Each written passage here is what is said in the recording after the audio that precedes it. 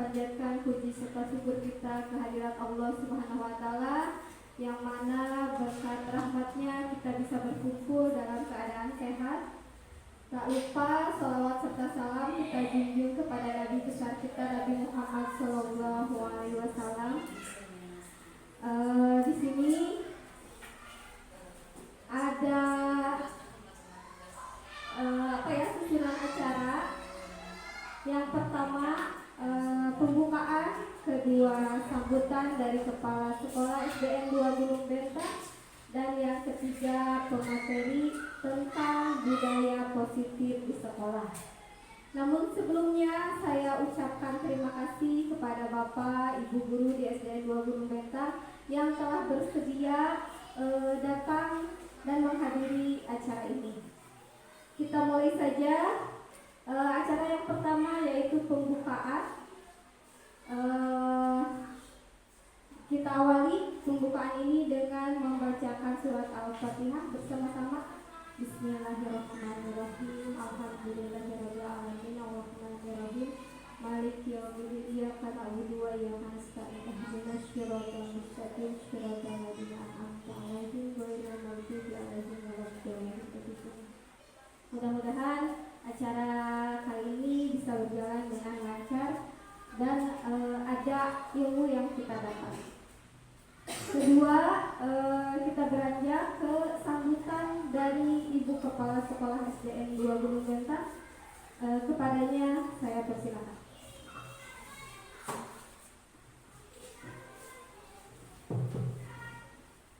Bismillahirrahmanirrahim. Assalamualaikum warahmatullahi wabarakatuh.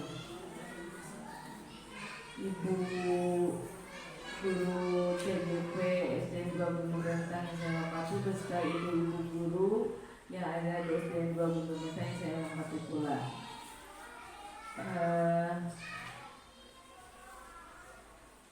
Pertama-tama marilah kita panjatkan puji dan syukur kehadirat Ilahi Rabbi bahwa pada hari ini kita masih diberikan sehat, nikmat Islam dan iman dan Islam ya, sehingga kita dapat berkumpul di tempat ini dengan sehat walafiat. Selawat serta salam dan dilimpah curahkan kepada junjungan kita Nabi besar Muhammad sallallahu alaihi wasallam. Yang pertama mungkin yang Ibu akan sampaikan, pertama selamat kepada ibu-ibu CGP yang mana telah sekian lama melaksanakan pelatihan-pelatihan, dan inilah hasilnya mungkin yang akan disampaikan pada Bapak dan Ibu guru di SDN 2 Gunung Bentang sebagai hasil dari pendidikan mereka ya selama beberapa bulan ke belakang.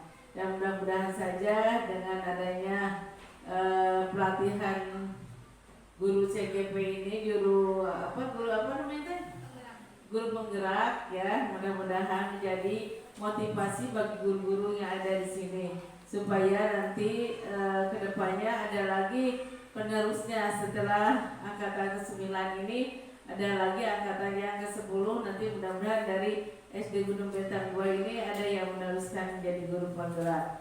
Itu tidak terbatas dengan usia ya, kalau kita ada kemauan, keinginan, insya Allah kita akan bisa melaksanakannya. Dan mudah-mudahan saja nanti setelah guru penggerak angkatan 9 ini selesai, mereka bisa menerapkan di sekolah kita ya, supaya sekolah kita lebih maju, lebih berkembang dan lebih berkualitas lagi.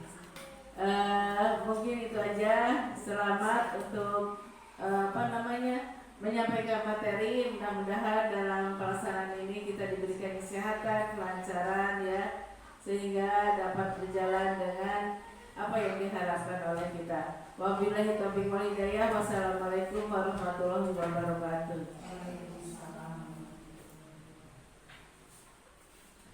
Saya ucapkan terima kasih kepada Ibu yang sudah mendukung dari awal sampai sekarang untuk saya dan rekan saya. Berlanjut saja ke acara selanjutnya, yaitu pemaparan materi tentang budaya positif yang akan disampaikan oleh saya sendiri, Melda Sari, kemudian rekan saya Eti Lutia, Namun untuk materi yang pertama akan disampaikan oleh Ibu Lutfiah terlebih dahulu. Kepada beliau saya persilakan.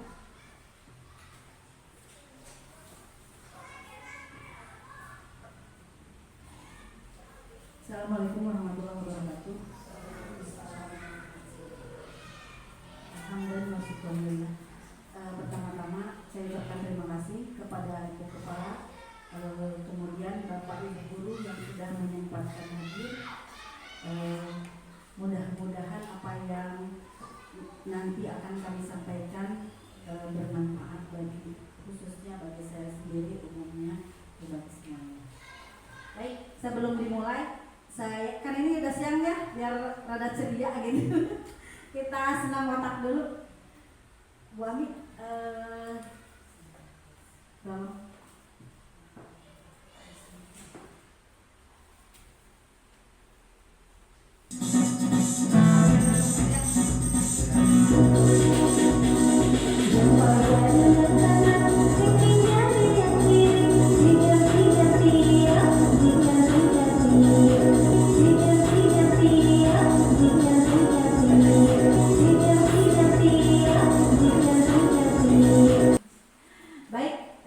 Kita lanjut ke acara selanjutnya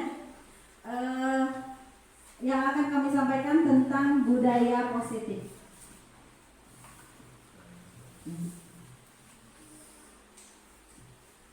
Isi presentasi insya Allah nanti yang akan saya sampaikan dan Bu Milda. Yang pertama disiplin positif, kemudian teori motivasi, hukuman, konsekuensi dan restitusi. Selanjutnya keyakinan kelas, kemudian kebutuhan dasar manusia, 5 posisi kontrol dan segitiga restitusi. Mungkin ini sebetulnya bukan sesuatu yang pertama gitu ya didengar oleh Bapak Ibu, karena keseharian kita memang bergelut dengan dunia pendidikan.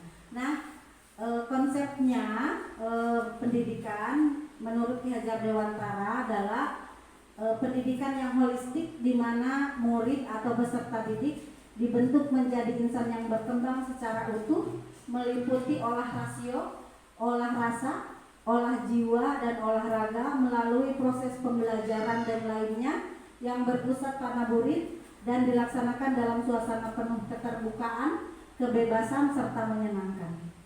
Untuk itu kita harus di sini menciptakan budaya positif di sekolah. Untuk apa? Agar murid merasa nyaman, merasakan kegembiraan yang tentunya itu akan berpengaruh terhadap proses pembelajaran. Terciptanya budaya positif di sekolah akan menjadi kekuatan dan nilai lebih bagi sekolah yang tentunya harus dimulai oleh warga sekolah itu sendiri. Bukan hanya dimulai oleh murid, tetapi untuk murid kita awali dari guru itu sendiri. Apa itu budaya positif? Budaya positif, Bapak Ibu pasti sudah pernah mendengarnya. Siapa yang mau berpendapat silakan. Bu Elis biasa. Bu Elis mau berpendapat? Budaya positif itu apa? Budaya positif itu adalah kebiasaan-kebiasaan yang baik yang selalu diterapkan dalam kehidupan sehari-hari. Terima kasih Bu Eni, kebiasaan-kebiasaan yang baik katanya Bu Eni ya. Ada lagi yang mau berpendapat? Baik. Nah, memang betul sekali, budaya positif adalah kebiasaan-kebiasaan baik yang dimana kebiasaan-kebiasaan itu dilaksanakan dalam kehidupan sehari-hari. Kita sebagai guru tentu kebiasaan-kebiasaan itu yang kita temui di sekolah sehari-hari. Betul sekali apa yang disampaikan Bu Eni tadi. Jadi budaya positif itu menyangkut nilai-nilai, keyakinan, dan kebiasaan-kebiasaan di sekolah yang tentunya berpihak pada murid, dapat berkembang menjadi pribadi yang kritis, penuh hormat, dan bertanggung jawab. Jadi kita semua warga sekolah melaksanakan nilai-nilai keyakinan dan kebiasaan-kebiasaan itu dengan penuh rasa tanggung jawab. Nah, dalam rangka menciptakan lingkungan positif, salah satu strategi yang perlu kita tinjau kembali adalah penerapan disiplin di sekolah kita. Disiplin merupakan salah satu kesuksesan seseorang. Disiplin yang kita terapkan pada murid harus diawali dari diri kita sendiri sebagai pendidik dengan menciptakan perilaku disiplin dalam setiap hal, terutama kinerja kita. Menjadikan murid disiplin memang tidak semudah yang kita bayangkan, tidak semudah membalikan telapak tangan, akan tetapi membutuhkan proses dan waktu yang cukup agar kedisiplinan menjadi suatu bentuk kesadaran yang muncul dari masing-masing individu. Nah, itu yang sulit, Bapak Ibu.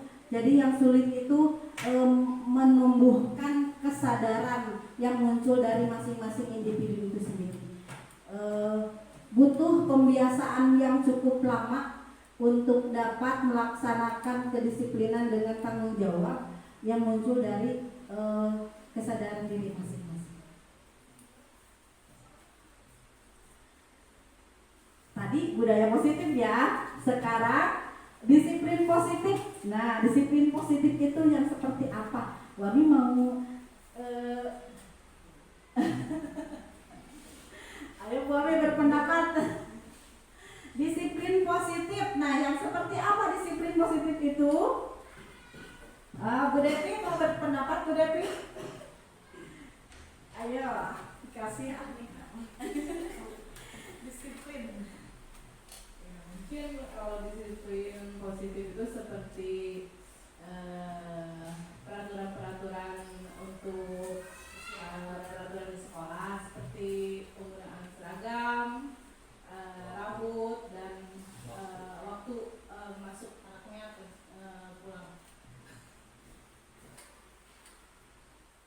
Terima kasih pendapatnya Bu Devi. Betul apa yang disampaikan.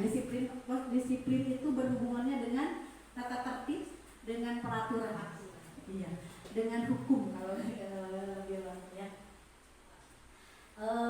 Jadi dalam budaya kita, mana disiplin itu biasa dimaknai sebagai sesuatu yang dilakukan seseorang pada orang lain untuk mendapatkan kepatuhan. Nah, itu peraturan ya.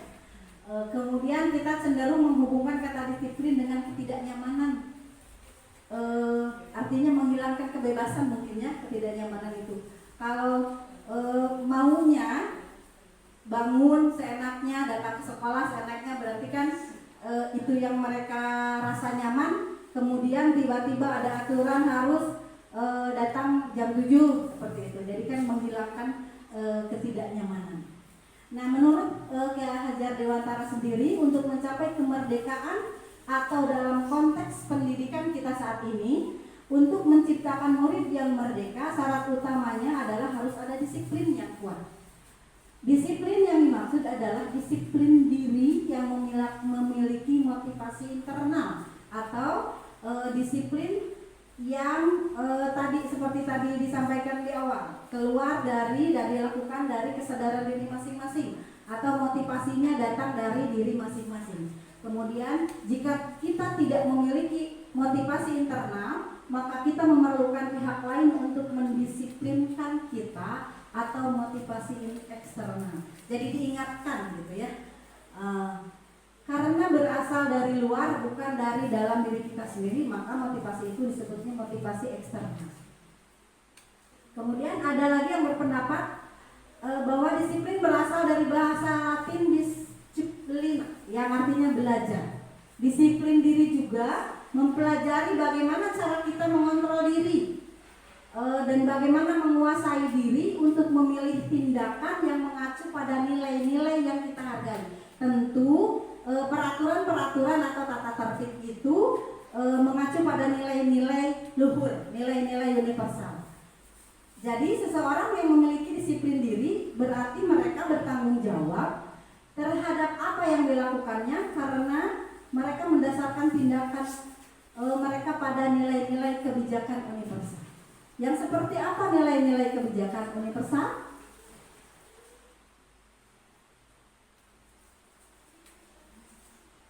Nah ini yang sesuai dengan profil pelajar Pancasila ada 6 ya.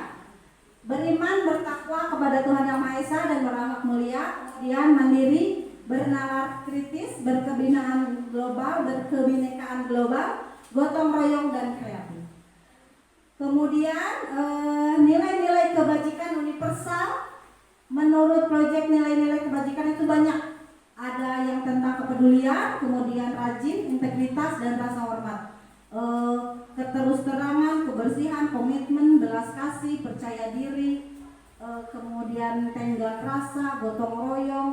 Nah ini kesemuanya ini sudah tentu sesuai dengan nilai-nilai Pancasila yang dianut di Indonesia. Yang diharapkan sebetulnya idealnya warga sekolah itu memiliki nilai-nilai kebajikan universal ini semua. Mudah-mudahan bisa ya Bapak Ibu.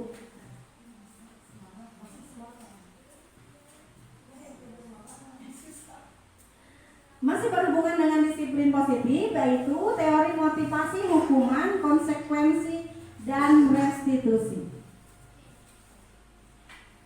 Nah ini ada 3 motivasi perilaku manusia. Yang pertama, untuk menghindari ketidaknyamanan atau hukuman. Kemudian untuk mendapatkan imbalan atau penghargaan dari orang lain. Dan yang ketiga, untuk menjadi orang yang merdeka mereka inginkan dan menghargai diri sendiri dengan nilai-nilai yang mereka percaya. Mari kita lihat uraiannya.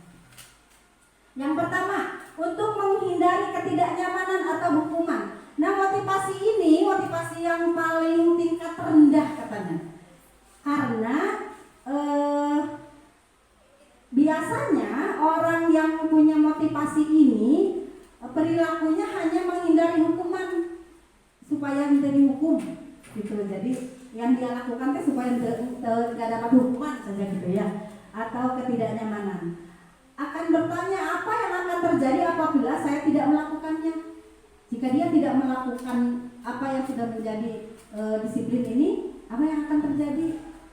Ditegur mungkin. Nah jadi dia melakukan kedisiplinan itu dengan motivasi supaya tidak dapat teguran gitu berarti ya.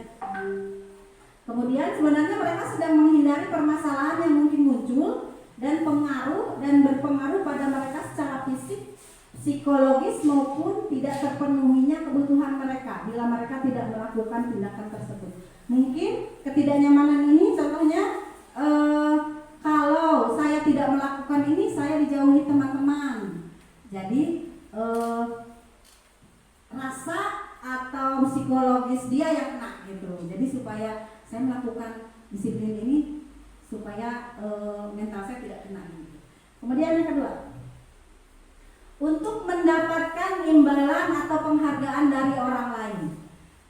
Satu tingkat di atas motivasi yang tadi ya Bapak Ibu, di sini orang berperilaku untuk mendapat imbalan atau penghargaan dari orang lain. Orang dengan motivasi ini akan bertanya, apa yang akan saya dapatkan apabila saya melakukannya? Contoh, Bapak Ibu mengerjakan pembelajaran di sekolah hanya untuk mendapatkan gaji gitu ya, mungkin itu karena dia dapat imbalan gitu. Jadi itu berarti kalau motivasi yang ada dalam diri kita itu baru motivasi tingkat kedua. Nah, mereka melakukan sebuah tindakan untuk mendapatkan pujian dari orang lain atau dipuji, supaya dipuji sama teman. Kemudian yang menurut mereka penting dan mereka letakkan dalam dunia berkualitas. Bukan berarti yang mereka lakukan tidak berkualitas, tetapi kualitas yang mereka tampilkan adalah motivasinya untuk mendapat pujian.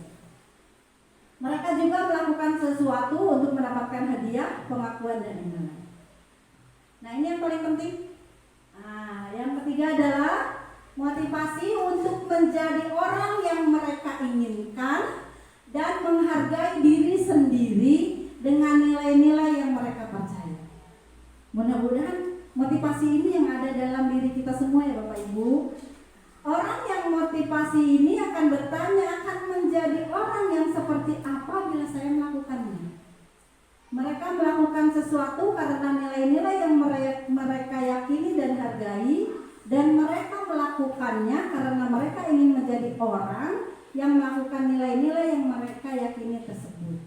Ini adalah motivasi yang akan membuat seseorang memiliki disiplin positif, karena motivasi berperilakunya bersifat internal, kesadaran diri sendiri, bukan eksternal atau dipaksa oleh orang lain.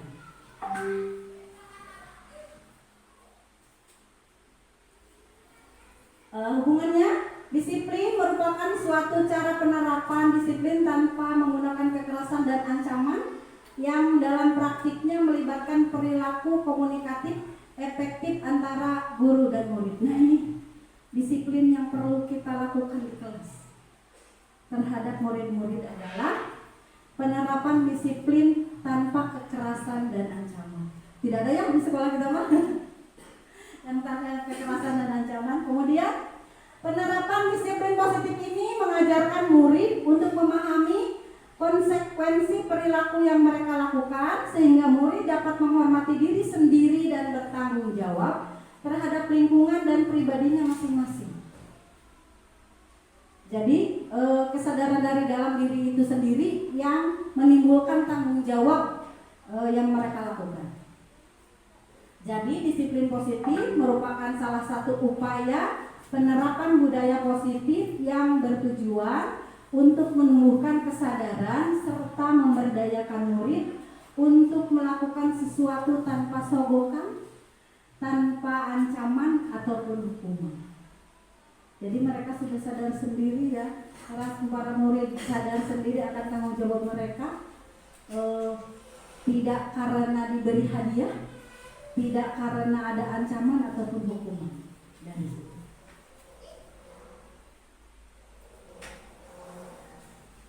Nah, ini teori hukuman, konsekuensi, dan restitusi. Kenapa tidak boleh ada hukuman di kelas, di sekolah? Karena hukuman itu sesuatu yang menyakitkan, kemudian tidak nyaman untuk murid, dan jangka waktunya panjang rasanya. Kemudian korban mendapatkan keadilan, murid tidak akan tersakiti apa? Ya, udah lanjut.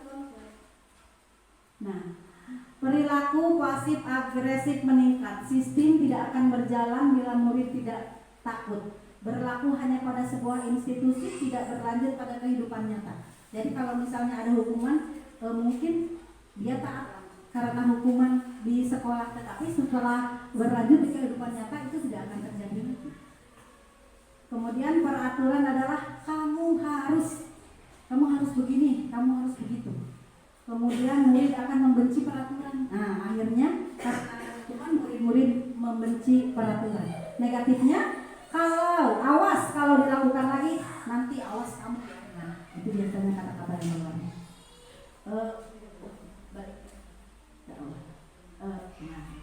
Kemudian kenapa? Identitas yang berarti hukuman itu kalau di sini disebutnya identitas yang gagal. Identitas yang sukses itu yang seperti apa? Disiplin, konsekuensi, dan restitusi.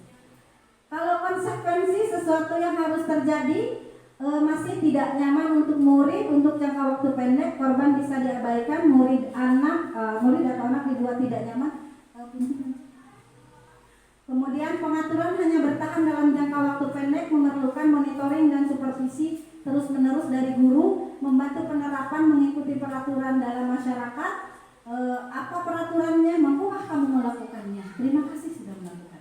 Biasanya itu kata-kata yang keluarnya ya. Murid atau anak menghormati peraturan. Netral, ini sebutnya netral berarti ya. Lakukan apa yang saya katakan. Nah, ini yang terbaik. Yang terbaik yang harus Bapak Ibu kita semua lakukan adalah disiplin dengan restitusi. Yang seperti apa? Restitusi merupakan pilihan. Jadi keyakinan apa, disiplin apa, para murid yang menentukan pilihan sendiri. Kemudian menguatkan untuk murid atau anak dalam jangka waktu yang panjang. korban mendapatkan ganti, murid atau anak mendapatkan penguatan.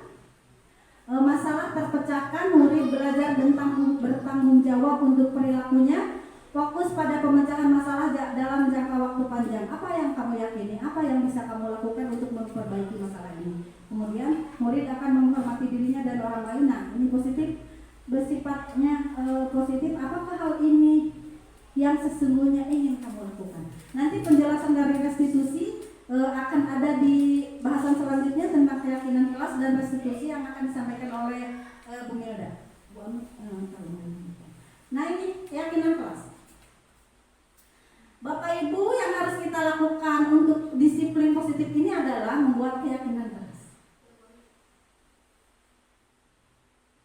Pembentukan keyakinan sekolah atau keyakinan kelas. Ini yang sudah saya lakukan di kelas kemarin ya, mungkin sudah kelas lain sudah ya. Nah, keyakinan kelas bersifat lebih abstrak daripada peraturan. Kemudian yang lebih rinci dan konkret. Kemudian keyakinan kelas berupa pernyataan-pernyataan universal. Pernyataan keyakinan kelas senantiasa dibuat dalam bentuk positif. Keyakinan kelas hendaknya tidak terlalu banyak sehingga mudah diingat dan dipahami oleh semua warga kelas. Kemudian keyakinan kelas sebaiknya sesuatu yang dapat diterapkan di lingkungan kelas tersebut. Semua warga kelas hendaknya ikut berkontribusi dalam pembuatan keyakinan kelas lewat kegiatan curah pendapat. Bersedia meninjau kembali keyakinan kelas dari waktu ke waktu. Mungkin untuk kelas-kelas yang belum membentuk keyakinan kelas, inilah caranya.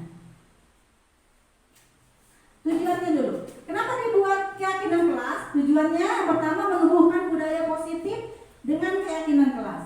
Kemudian terbentuknya karakter disiplin yang kuat pada murid, menumbuhkan karakter profil pelajar Pancasila, menumbuhkan percaya diri, kreativitas, dan tentunya kolaborasi dengan murid. Ya, karena mereka yang membuat, mereka yang mencurahkan ide-idenya. Nah, ini tata cara pembuatannya yang sudah saya lakukan. Yang pertama, di kelas para bapak ibu guru menjelaskan kepada murid terkait budaya positif dan keyakinan kelas. Kemudian yang kedua, mengajak murid untuk mengeluarkan pendapatnya, apa saja yang boleh dan tidak boleh dilakukan di kelas. Setiap murid di kelas saya kemarin, dia menuliskan apa yang boleh dan tidak boleh dilakukan di kelas menurut mereka masing-masing.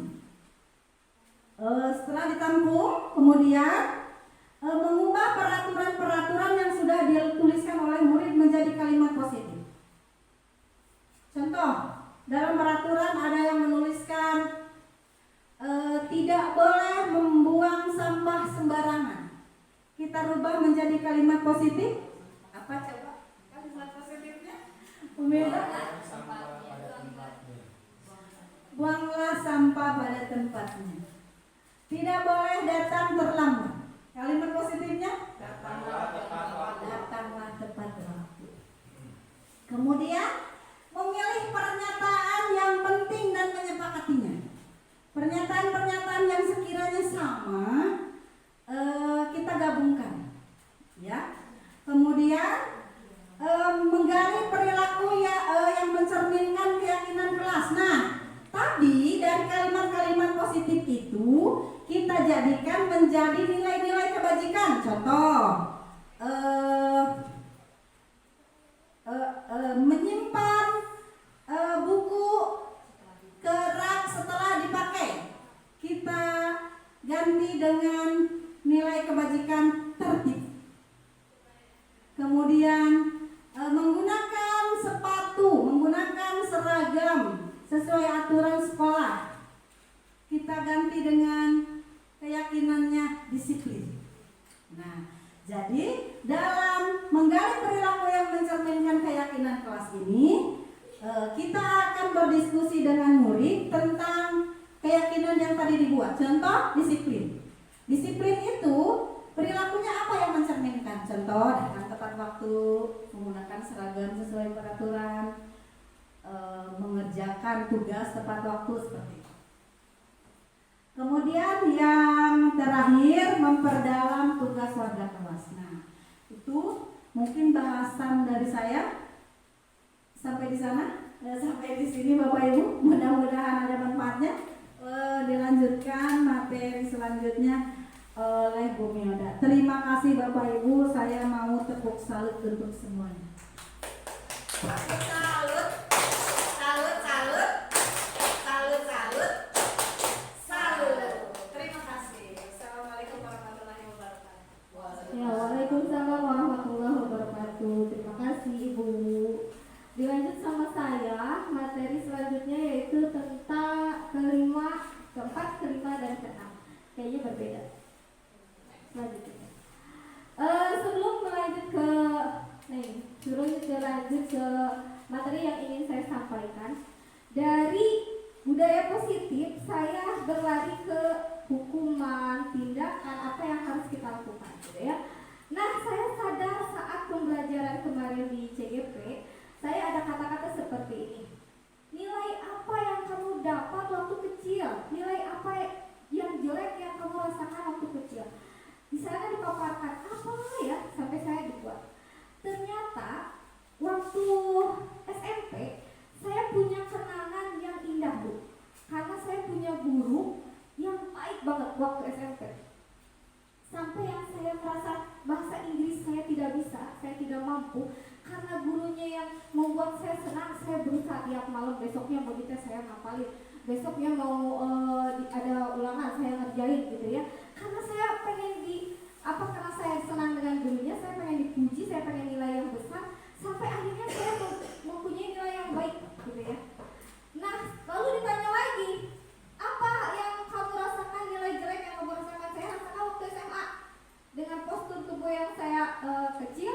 Karena di SMA dengan anak-anak yang gaul, saya merasa sendiri, itu saya merasa dikucilkan, saya merasa, dan itu tertanam sampai sekarang saya umur 37, Bu. Nah, di situ baru saya sadar, oh ternyata peran kita sebagai guru berpengaruh pada anak-anak kita ke depannya. Kalau mereka sayang ke kita, minimal mereka ingat, Baheto mah dulu mah ya tertanam. Walaupun materinya ini, tapi dengan kita membuat enak terhadap anak, materi apapun mereka terima. Nah, ini yang akan saya paparkan.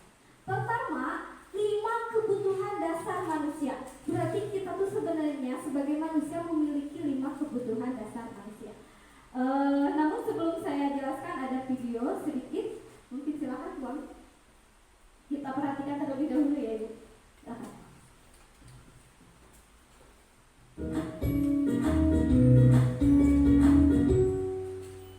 Salam dan bahagia Ibu dan Bapak guru hebat. Untuk membangun budaya sekolah yang positif dengan lingkungan yang aman dan mendukung murid untuk menjadi pribadi yang berdaya, seimbang, dan bahagia, salah satu upaya yang dapat dilakukan oleh guru adalah memahami kebutuhan dasar yang mendasari perilaku murid. Pada video kali ini kita akan membahas tentang 5 kebutuhan dasar manusia.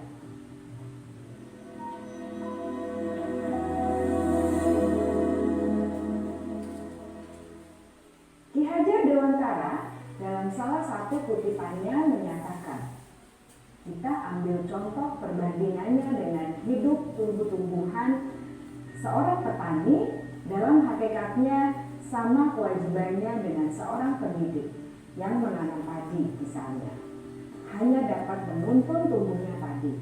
Ia dapat memperbaiki kondisi tanah, memelihara tanaman padi, memberi pupuk dan air, membasmi ulat-ulat atau jamur-jamur yang mengganggu hidup tanaman padi, dan lain sebagainya.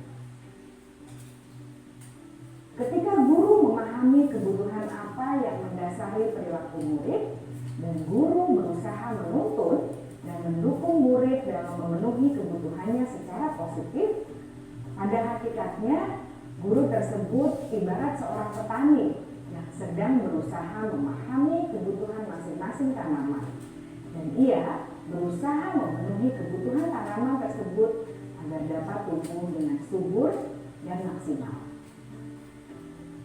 Dr. William Glasser, seorang psikiater dari Amerika Serikat menyatakan bahwa seluruh tindakan manusia memiliki tujuan tertentu, yaitu memenuhi kebutuhan dasarnya. Ketika kelima kebutuhan dasar telah terpenuhi secara memadai, maka murid akan tumbuh dengan seimbang dan bahagia.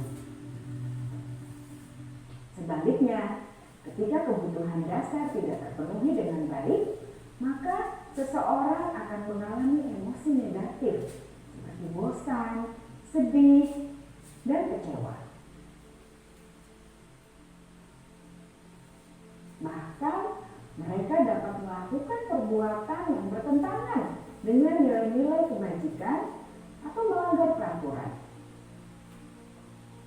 Dengan kata lain, perilaku buruk seseorang biasanya adalah respons dari kebutuhan yang tidak terpenuhi.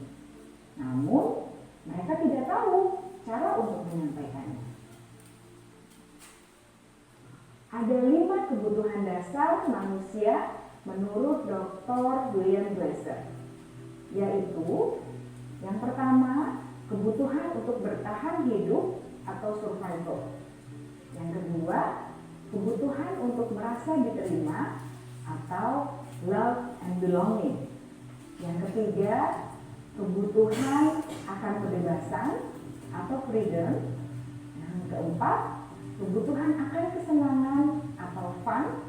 Dan yang kelima, kebutuhan akan penguasaan atau power.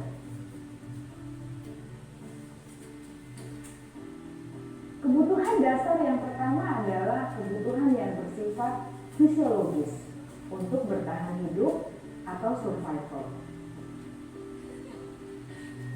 Misalnya kesehatan, rumah, dan makanan. Kebutuhan biologis sebagai bagian dari proses reproduksi termasuk kebutuhan untuk tetap bertahan hidup. Kebutuhan untuk merasa aman juga termasuk dalam kebutuhan ini.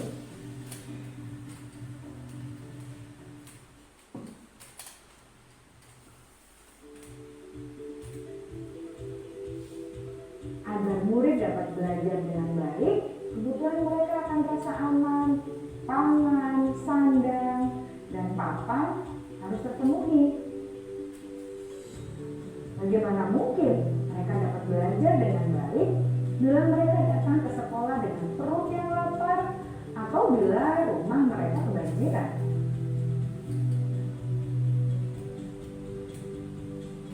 Setelah kita mengetahui kebutuhan pertama yang sebagian besar bersifat fisiologis, sisanya saya kasih ulasannya. Ini untuk yang pertama, yaitu tentang kebutuhan dasar yang pertama, yaitu bertahan hidup. Itu kita tidak bisa sepenuhnya memahami itu, minimal kita mengenal dulu anak supaya anak merasa nyaman. Kebutuhan dasar itu tadi seperti apa? Makan, minum, gitu ya, tempat tinggal. Minimal bila ada anak yang ke sekolah dengan lelah atau mungkin dia lapar, minimal kita memahami hal itu, gitu ya. Nah, kembali lagi sebelumnya, yaitu tentang Ki Hajar Dewantara mengatakan bahwa kita sebagai petani, Bu, kita tidak bisa menanam hanya petani saja, sebagai petani sawah saja atau padi saja. Kita bisa menanam yang satu padi, yang satu mungkin singkong, sesuai dengan keinginan anak atau kebutuhan anak. Nah, kita hanya memberi pupuknya, menghilangkan kotorannya atau menghilangkan daun-daun yang tidak penting, atau kita kasih siram sehingga tumbuh menjadi subur. Kita tidak bisa memaksakan tumbuhan singkong menjadi padi, Bu. Jadi kita hanya bisa menumbuhkan semaksimal mungkin menjadi diri orang tersebut. Nah, itulah kebutuhan dasar, ada 5. Yang pertama tadi bertahan hidup, ya. Silahkan lanjut. Nah, yang selanjutnya saya akan memaparkan tentang kasih sayang, rasa diterima, kebebasan, kesenangan, dan penguasaan. Silakan. Nah, ini tentang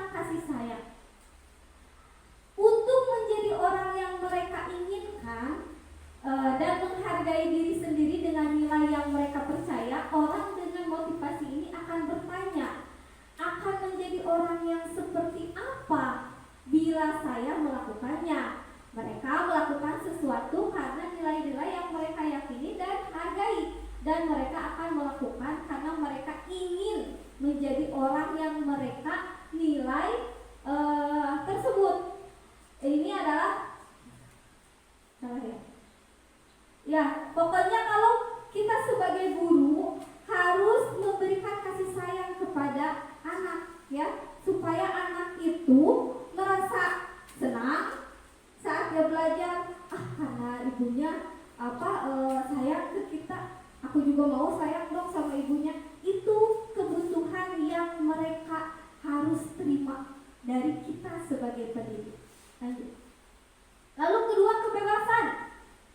Dia harus bergerak, Bu. Kita kan manusia bergerak, ya. Dia harus bebas, harus bergerak kemanapun. Tapi bukan berarti bergerak berbebas itu mereka bisa melakukan apa saja. Tidak, Bu. Maka kebebasan itu kita batasi. Kebebasan yang satu, kebebasan ini berarti satu kesempatan untuk membuat pilihan. Jadi kita berikan pilihan supaya dia mau memilih yang mana yang menurut dia bisa, gitu ya. Lalu kedua, menyuarakan pendapat dengan percaya diri. Nah, dengan kebebasan ini anak itu bisa bisa berpendapat dengan percaya diri. Lalu yang ketiga, memberi kesempatan untuk mencoba hal-hal yang baru. Jadi kebebasan ini bukan kita membebaskan anak seenaknya, bukan, namun kebebasan ini yaitu kesempatan untuk membuat pilihan. Maka kita harus melayani dengan pilihan-pilihan tersebut. Lalu kita harus memberikan waktu kepada mereka untuk berpendapat dengan percaya diri, lalu memberikan kesempatan untuk mencoba hal-hal yang baru. Itu poin kedua, yaitu ketiga, kebebasan. Next. Sekarang kesenangan. Bagaimana murid-murid itu bila tidak akan mendapatkan kesenangan kalau kita tidak memenuhinya? Maka murid-murid dengan kebutuhan dasarnya kesenangan yang tinggi ingin menikmati. Dengan dia senang, dia akan menikmati proses pembelajaran, Bu. Kalau dia tidak senang, cuma nyiron ke teman. Dengan dia tidak senang, yang penting beres. Tapi dengan senang, maka dia akan menikmati proses pembelajaran sehingga dia bisa berkonsentrasi mengerjakannya, sehingga dia berkesan dalam hatinya. Lalu ilmu yang kita terapkan itu akan nyampe kalau kita memberikan kesenangan. Next. Lalu yang terakhir ini ya, ada itu penguasaan. Pertama, anak itu harus didengarkan. Dengan didengarkan itu berdampak dan berpengaruh dengan memiliki rasa harga diri. Contoh, dulu saya tipikal orang sebenarnya mampu, namun saya kok tidak didengarkan, kok saya tidak diperhatikan. Namun dengan memberikan kesempatan saya untuk mengemukakan pendapat, maka saya bisa perlahan-lahan memiliki dampak yang baik untuk menyampaikan harga diri saya. Saya mampu gitu ya dengan didengarkan. Yang terakhir,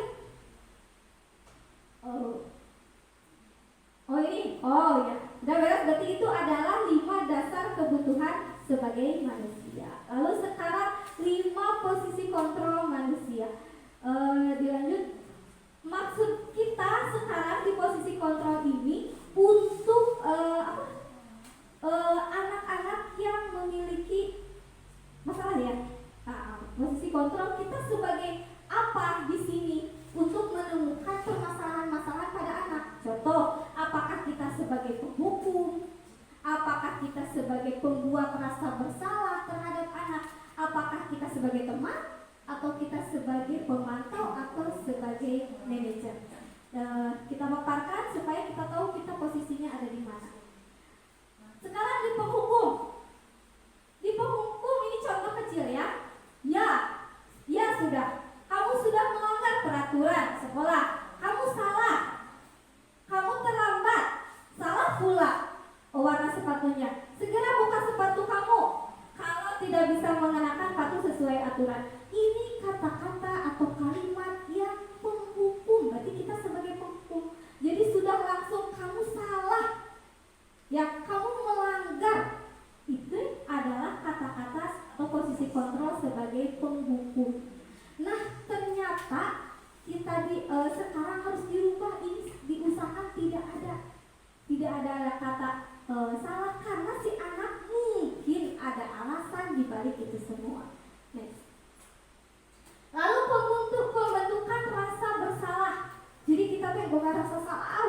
si anak itu. Apa? Karena sebagai guru ada kata-kata, ayolah cepat kamu kerjakan. Kalau kamu tidak mengerjakan nanti bapak disalahkan sama ibu kepala sekolah contoh. Jadi si anak itu merasa bersalah. Berarti saya melakukan kesalahan kalau tidak mengerjakan tugas. Nah itu diusahakan guru juga jangan melakukan posisi kontrol sebagai pembuat rasa bersalah. Jadi selamanya anak akan merasa bersalah. Itu kalau berpengaruh berubah. Benar kata Bu Evi, rubahnya saat itu, kedepannya akan terulang. Next. Nah ini posisi teman, posisi kontrol sebagai teman berarti memposisikan kita sebagai teman. Jadi caranya, ayolah tugasnya dikerjakan, nanti ibu ditegur oleh ibu kepala sekolah. Kalau kalian tidak mengerjakan, tolong bantu ibu ya. Ada kata-kata tolong bantu ibu ya. Minimal si anak itu tidak merasa bersalah Bu. Berarti dia merasa ingin dibantu oleh teman. Berarti sama guru pengen dibantu gitu sama teman. Nah ini posisi kontrol sebagai teman. Lalu sebagai pemantau, apa saja nih posisi kontrolnya? Tahukah kamu kewajiban siswa itu apa? Lalu benarkah tidur-tiduran dan acuh di kelas itu sesuai dengan kewajiban di kelas? Apa kamu tidak takut kalau nanti tidak paham akan pelajaran? Berarti memantau, mengkontrol anak-anak untuk mau mengerjakan. Dengan kata-kata seperti ini, anak sudah sadar akan kewajibannya. Dengan dikontrol oleh guru atau dipantau oleh guru seperti ini, dengan kata-kata ini, mereka tahu akan kewajibannya. Kalau sebenarnya dari mulai penghukum tadi mereka tahu, tapi namun dikasih tahu dengan kata-kata yang negatif, jatuhnya bukan mereka sadar akan kewajibannya, jatuhnya mereka merasa bersalah, merasa dihukum. Nah, kalau pemantau dengan ajakan seperti ini, maka menyadarkan mereka akan kewajibannya. Next, terakhir. Nah ini manajer.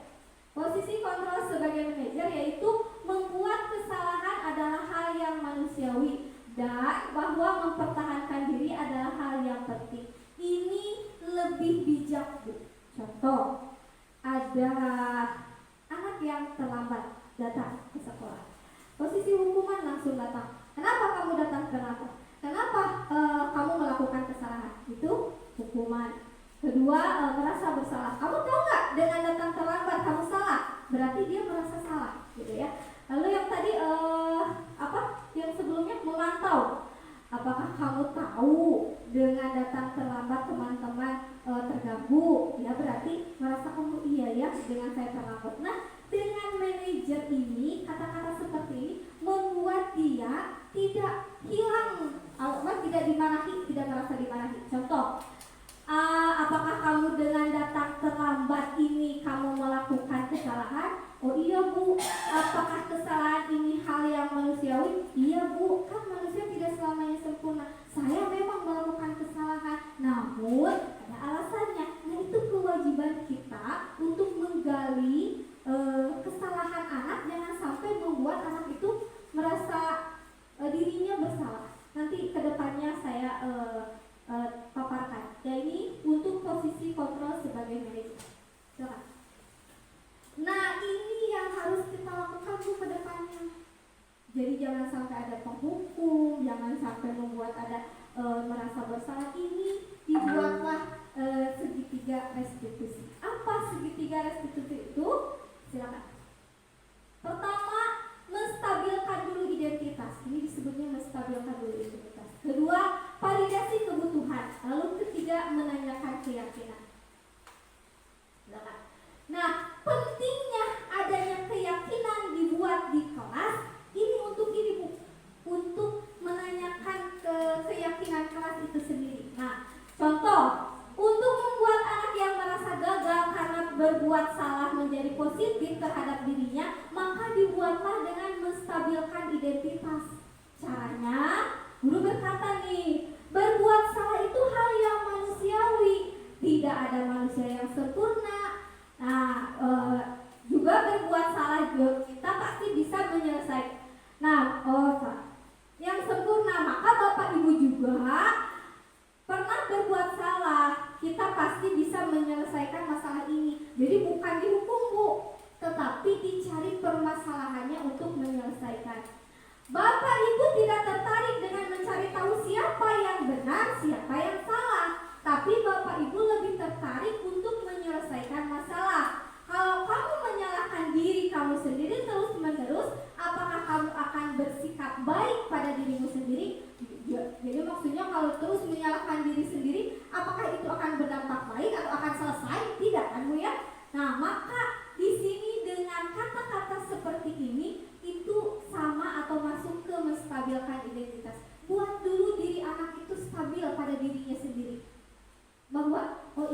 aku kan bukan manusia yang sempurna. Oh iya ya, saya juga sebenarnya sebagai manusia pasti melakukan kesalahan. Nah itu yang harus ditanamkan oleh Bapak Ibu guru kepada anak supaya anak tidak merasa bersalah. Lalu yang selanjutnya yaitu validasi kebutuhan. Berarti si anak itu butuhnya apa nih kalau sudah melakukan kesalahan? Anak butuhnya apa? Membantu siswa mengenali basic kebutuhan yang dipenuhinya ketika melakukan kesalahan itu. Pada dasarnya setiap tindakan manusia tujuannya adalah memenuhi kebutuhan apa itu power, freedom, love ya yang tadi. Lalu guru berkata, ini validasi kebutuhan. Guru berkata, kamu bisa saja melakukan hal yang lebih buruk, ya kan? Bisa saja dengan anak terlambat, bisa saja dia bolos pergi karena dia merasa takut dengan gurunya, dimarahin oleh gurunya, bisa saja kan dia pergi naik angkot atau kemana jalan-jalan atau bolos, tapi dia tetap datang ke sekolah walaupun terlambat. Nah, ini posisi guru sebagai validasi kebutuhan. Lalu berkata, tapi kamu tidak melakukannya ya kan? Kamu pasti punya alasan mengapa melakukannya. Apa yang penting bagi kamu? Kamu boleh tetap berusaha menjaga sikap itu, tapi tambahkan sikap yang lain yang baru. Maukah kamu belajar cara lain untuk mendapat apa yang kamu butuhkan tanpa harus memukul? Apakah kamu bisa melakukan dengan lebih baik besok lagi? Maksudnya ini contoh ya. Kasih validasi kebutuhan anak. Contoh, oke, kamu melakukan kesalahan. Namun apakah kedepannya kamu akan melakukan kesalahan kembali? Apakah kedepannya kamu mau berbuat yang lebih baik lagi? Gitu ya. Ini divalidasi kebutuhan. Next, satu lagi. Nah ini lalu menanyakan keyakinan. Nah inilah kenapa keyakinan itu penting di kelas. Karena keyakinan ini akan berpengaruh pada segitiga restitusi. Contoh, guru berkata, apa nilai yang kita percaya di kelas atau di sekolah? Seandainya contoh yang tadi anak itu terlambat, berarti kita tanyakan, berarti kamu sudah melanggar keyakinan kelas apa? Yang kita sudah sepakati. Kira-kira kalau terlambat sekolah, masuknya ke apa? Disiplin kan ya? Disiplin ya. Berarti kita tanya, apa nilai yang kita sepakati di kelas? Anak menjawab, oh disiplin bu. Nah nilai-nilai universal apa yang telah kita sepakati? Contoh tadi disiplin ya. Kelas yang ideal itu seperti apa sih? Kita tanya lagi, menurut kamu yang benar, kelas kita yang baik sesuai kesepakatan kita apa? Oh iya bu, tidak boleh terlambat lagi. Nah dengan dia mengakui sendiri tanpa kita menghukum nih, dia mengakui sendiri, itu alangkah lebih baik untuk dia. Nah, lalu ketika kamu melakukan itu, kamu menjadi orang yang seperti apa? Contoh, bila melakukan terlambat sekolah, berarti dia melakukan apa? Ya bu, saya melakukan kesalahan dengan datang terlambat. Nah, ini yang harus kita rubah, ini yang harus kita laksanakan ke depannya. Mudah-mudahan ibu bapak bisa melakukan segitiga restitusi. Jadi pertama menanyakan dulu penyebabnya, alasannya, lalu mencari jalan keluar. Contoh, ada anak yang terlambat. Saya tanyakan alasannya kenapa. Anak itu menjawab, bu, malam ada yang sakit di rumah. Kita sibuk kesana kesini dan lain sebagainya. Itu kan alasan anak. Kita tidak bisa menyalahkan. Lalu saya katakan kepada anak, bila itu memang menjadi sebuah alasan kamu, kira-kira besok akan mengulanginya lagi tidak? Oh tidak bu, saya sadar dengan aturan yang harus saya lakukan atau dengan keyakinan kelas yang saya lakukan. Berarti dia menerima dia sendiri, bukan kita yang mengatakan, tapi dia menyadarkan dia sendiri. Nah, kita berusaha menjadi orang yang seperti itu. Oh udah ya, mungkin hanya itu. Jadi ada yang mau disampaikan lagi? Udah cukup ya, ditutup aja. Ada lagi yang mungkin ibu bapak yang mau bertanya dari pemaparan materi yang pertama oleh Ibu Eti sama dari saya tentang budaya positif yang harus kita terapkan di sekolah? Sudah saja ya? Ya sudah. Mudah-mudahan saya berharap kedepannya kita bisa merubah pemaparan yang saya berikan, bisa merubah pola yang dilakukan di sekolah, di kelas terutama ya oleh ibu terhadap gurunya. Mungkin hanya itu.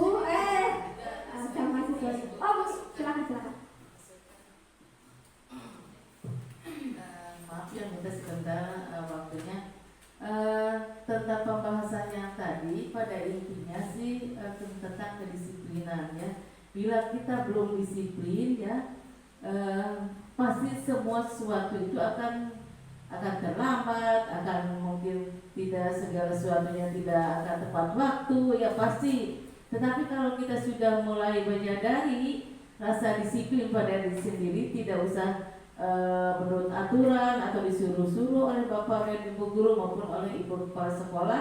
Kalau sudah menyadari, sudah tumbuh kesadaran untuk disiplin, walaupun dalam pekerjaan apa saja pasti akan dikerjakan ya, tanpa harus diperintah atau tanpa harus melihat aturan ya. Jadi untuk itu mungkin kita kan sebagai guru terutama ya, sebelum mendisiplinkan anak didik kita sebagai contoh, sebagai teladan harus mendisiplinkan dulu diri sendiri. Nah, kadang-kadang ya untuk menumbuhkan kesadaran untuk disiplin itu susah ya menerapkannya ya, kecuali kalau kita diiming-iming dengan aturan ya. Ada aturan, ada hukuman, itu baru kita taat pada aturan, pada kedisiplinan. Tapi kalau tidak ada itu, walaupun ada aturan ya, seperti aturan di sekolah, aturan di rumah, baik di rumah keluarga, di luar ya, di masyarakat maupun di lembaga, kadang-kadang kita juga suka lalai ya, apalagi ini menumbuhkan kesadaran diri sendiri. Nah, untuk menumbuhkan kesadaran diri sendiri ini bagaimana ya supaya kita sadar, tidak karena takut oleh aturan atau tidak karena dinasehati atau diperintah oleh atasan ya. Itu bagaimana caranya ya untuk menumbuhkan kesadaran disiplin itu, karena kesadaran disiplin itu sangat penting sekali ya. Itu merupakan kunci tingkah laku kita ya untuk melaksanakan suatu kegiatan maupun pekerjaan, supaya pekerjaan kita itu berhasil atau bukan selesai ya dengan baik gitu. Itu bagaimana caranya supaya menumbuhkan kesadaran itu gitu. Tolong mungkin karena anak-anak didik juga ya seperti kita, anak-anak didik mending masih bisa takut pada aturan ya oleh bapak dan ibu guru. Suka dihukum belum betul sekolah atau jalan sekolah. Tapi kita sebagai guru kadang-kadang kan dinasihati atau ada aturan juga kadang-kadang ya suka lupa gitu ya. Oh bahwa ini aturannya ini ya, tapi dilaksanakan tidak gitu. Padahal sudah oleh pimpinan sudah diberitahukan tentang aturan-aturan yang ada di sekolah. Nah, untuk menumbuhkan itunya bagaimana gitu solusinya supaya kesadaran, kedisiplinan, terutama ini disiplin ya, karena ya merupakan kuncinya disiplin itu bagaimana gitu.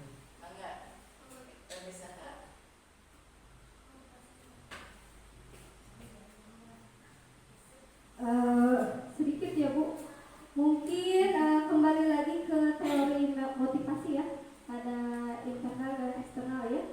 Jadi tetap kembali lagi ke kita sebagai manusia, apakah kita sudah memiliki motivasi internal itu sendiri? Contoh dengan disiplin tanpa ingin ditegur kayak tadi, ingin takut dihukum, takut atau karena ingin imbalan gitu ya, atau ingin pujian, maka tanamkan dulu motivasi yang ada dalam diri kita dengan cara apakah kita sudah layak menjadi pendidik, bertanya terus kepada diri apa yang harus kita tingkatkan gitu ya. Kalau internal itu, motivasi internal itu sudah tertanam, kayaknya tanpa ada motivasi yang lain juga sudah gitu ya. Karena dengan contoh dengan motivasi eksternal dari ibu dengan memberi arahan, kalau bukan dari dirinya susah Bu. Biasanya tetap pada dirinya sendiri, motivasi yang ada pada diri eksternal. Maka mungkin kembali lagi ingatkan atau evaluasi, refleksi apa yang sudah kita lakukan, apakah sudah baik, apakah yang sudah kita lakukan ini sudah sesuai dengan aturan tanpa ada aturan yang terpapak. Mungkin memang susah sih ya, susah itu kembali ke masing-masing. Cuma yang saya harapkan kembali lagi motivasi diri sendiri begitu ya. Ditambahkan ada?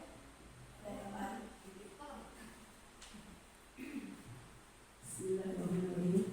Terima kasih kepada ibu yang memberikan waktu. Dan saya mungkin sedikit aja untuk saya, karena mungkin pengalaman mengajar atau lebih gitu ya, tapi pengalaman dari dulu untuk menjadi figur gitu ya, terutama figur untuk seorang guru saya itu adalah mungkin kembali kepada diri sendiri. Seharus feedback antara guru dengan murid itu harus nyambung. Pertama menurut keyakinan saya itu evaluasi diri ya, itu pertama harus mencintai guru itu. Menurut saya itu satu titik temunya, solusinya kita niatkan dulu dalam hati, benar-benar itu harus mencintai antara semua pekerjaan anak maupun siapapun, tidak perbedaan itu terlebih dahulu dengan ikhlas karena Allah dan mencintainya sepenuh hati. Insya Allah akan nyambung. Anak walaupun berbagai macam, terutama kan yang dimaksud dengan guru itu kan keteladanan guru. Jadi kata ibu tadi tergantung dari diri itu sendiri, sebab mengenai karakter anak itu ya berbeda. Itu menjadikan perbedaan itu indah. Jadi kita harus memikirkannya solusinya apa.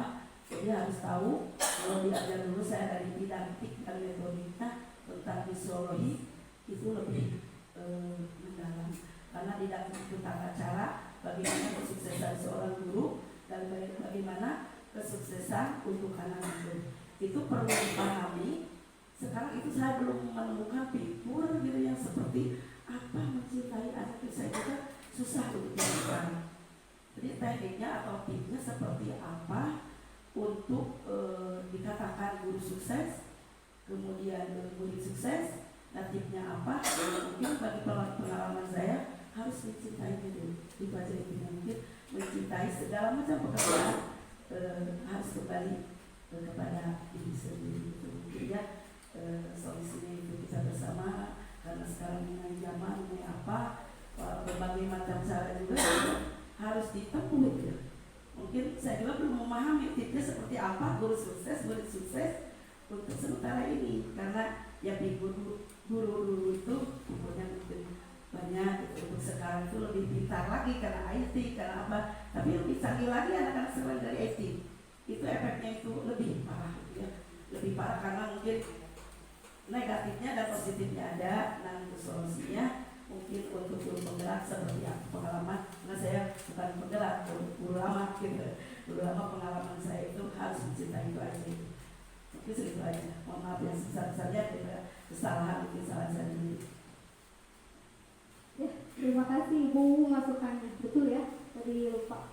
Jadi untuk menumbuhkan motivasi internal yang ada diri, cintai dulu diri kita, lalu cintai dulu pekerjaan kita.